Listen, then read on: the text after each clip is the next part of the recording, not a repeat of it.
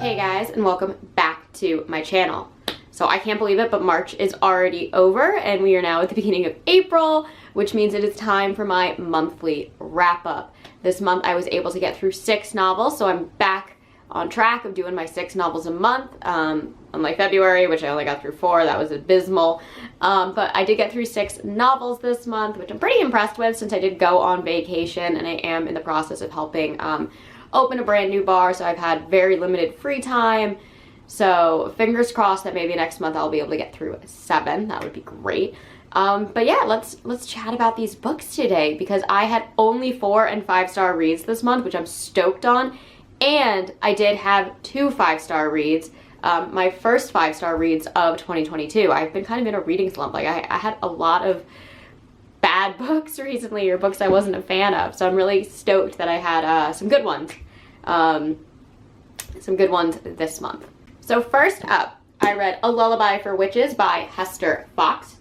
This was in a very recent Unplugged book box. I read the premise of it and thought it was right up my alley, and really enjoyed this. Hester Fox definitely is similar to Darcy Coates, and she writes like cozy horror. I've done a little bit more research into her, and she's really well known for her like historical fiction, usually centered around like witchcraft and the witch trials, and this is no exception. This book takes place in both the 1800s and modern day, as a witch and her descendant kind of parallel each other. This book was a lot darker than I thought it was going to be. I really thought it was going to be very like kind of whimsical, cozy horror.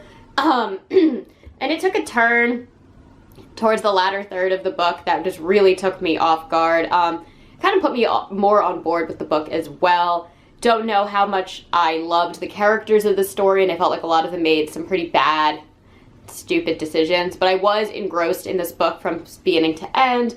Long story short, there is a woman back in the 1800s who was kind of like, you know, your like herbalist or whatnot, who dies very young. And years later, a woman who comes to work at the museum that once was this woman's house starts to feel almost like a supernatural connection to her, and their paths start to cross with similar pasts and backstories and ancestors and yada yada yada. There's like a love story in here. It's fun, it's cool. I like that it takes place around Salem. It takes place up in a small town in New England. I think Hester Fox really nails the New England setting in this. I believe all of her books are set in New England.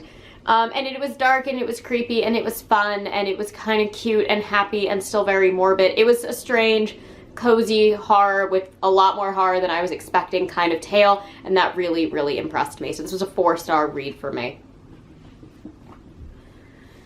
Alright, next up, I finally went back and reread Dracula. To be honest, I'm not sure if I ever actually finished this back when I was 19 and I read this, but I remember absolutely loving the opening of this book. I think the opening of Dracula is one of the coolest openings in classic lit ever, if not the coolest. So I wanted to go back and reread this because it's been 10 years since I had my hands on it, and I really want to do a dissecting gothic lit on it, so that will hopefully be up sometime in April. But I adored this. This was a 4-star read for me, primarily because I do think that the first half is significantly stronger than the second half. I don't want to go into too much detail because, I mean, it's Dracula. Do I really need to give a plot summary of that? But I also want to do, again, a very full-length deep dive video on this. I will say that I absolutely adore the Renfield character. He's my favorite character to read about in this novel. I really like reading about Lucy. I think her entire story arc and the way that it relates to like the Victorian ideals of the female or the ideal woman is really intriguing. And I think they're both just very cool, intricate characters. I like Mina a lot. I really like the juxtaposition of Lucy kind of being the overt sexual female and Mina being the overtly intellectual female, and how both of those are kind of problematic in the Victorian era, and yet they are such pivotal focuses of this. I really like how Bram Stoker handles the topic of mental health. I think Dr. Seward is a really almost ideal doctor. The way he like tries to help Renfield and the way he tries to understand Renfield, and this constant idea that the man could potentially get better one day. I really, really liked that. I thought it was a positive and refreshing light, other than just lock him up forever, he's crazy, we'll never see him again, which I believe was kind of Victorian mentality at the time. So very, very progressive story, very, very cool. Again, one of the fathers of the contemporary vampire story, probably the best, most well-known, and I adored it. So 4 stars, only because the first half is far, far superior to the second half. Jonathan Harker in Dracula's castle is so bone-chilling, and the scene with Dracula climbing on the walls of the castle is just amazing. All right, next up, I am very excited to talk about this. I will be doing a full video on this. I think it's going to be tied to my Scarapy series, but this is the Unknown Poe. It is an anthology of fugitive writings by Edgar Allan Poe with appreciations by Charles Baudelaire, Stéphane Mallarmé, Paul Valère. These are all French. I'm not going to be able to say any of these. J.K. Huysmans and André Breton. I got this at City Lights bookstore in San Francisco. This is exclusive to City Lights. It is from their publishing company, and it is a whole collection of poems, essays, letters that are frequently forgotten in like Poe anthologies. This was written in the 80s, so a lot of the poems that are in here will be in Poe anthologies now, but I really, really liked reading the letters from Poe. Poe was a very tormented and misunderstood figure, and I think the way that he talks about his mental health and his grief over his lost loved ones and his battles with alcoholism is so pure in this, and it showed me another side of Poe that I had never really seen before or really had the ability to take out of his writings.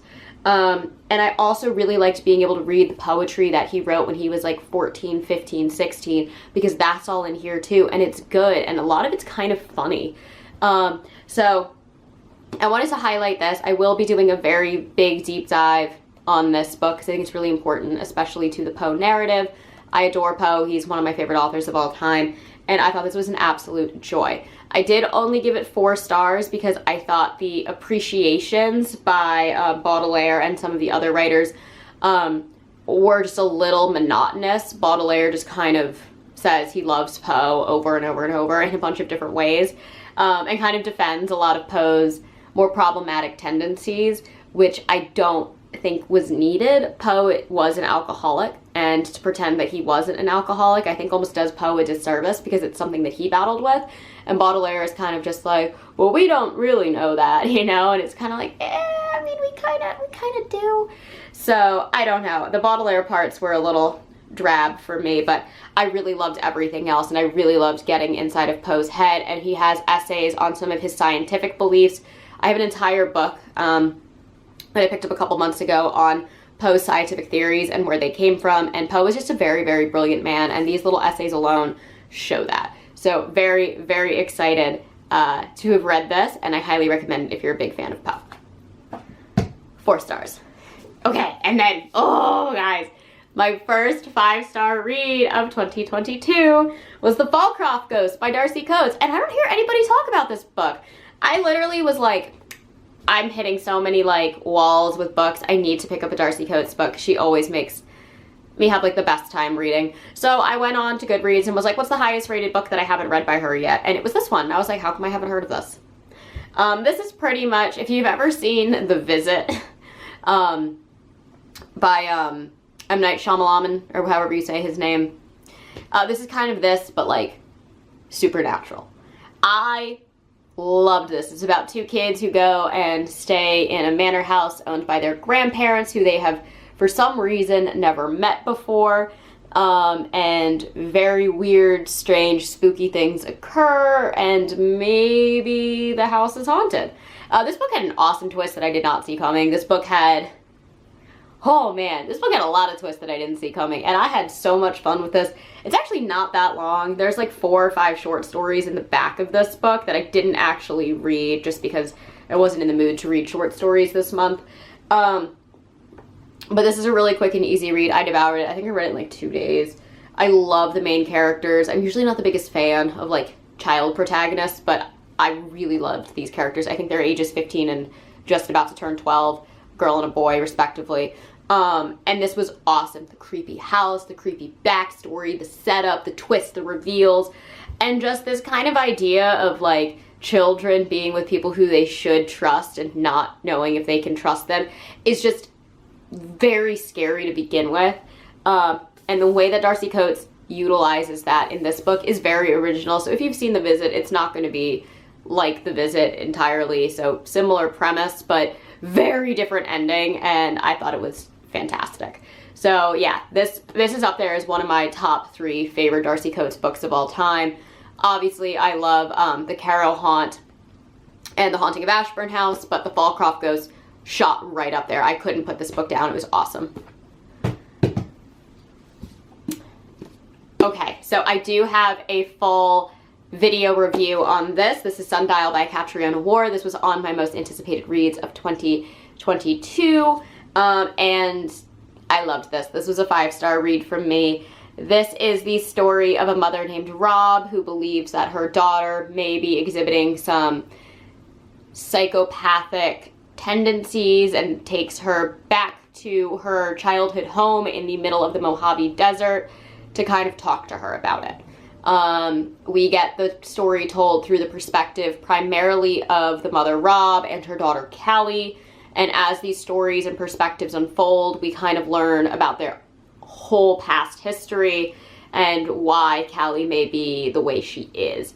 I'm going to just leave it at that. I will say, because I said this in my deep dive review, that trigger warning, there is animal cruelty and animal abuse in this, and there is domestic abuse, domestic violence in this.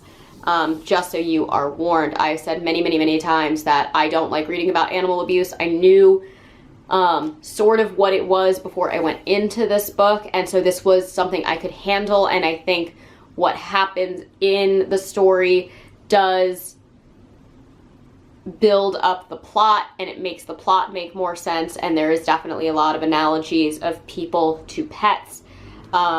So I will say that I was able to read this.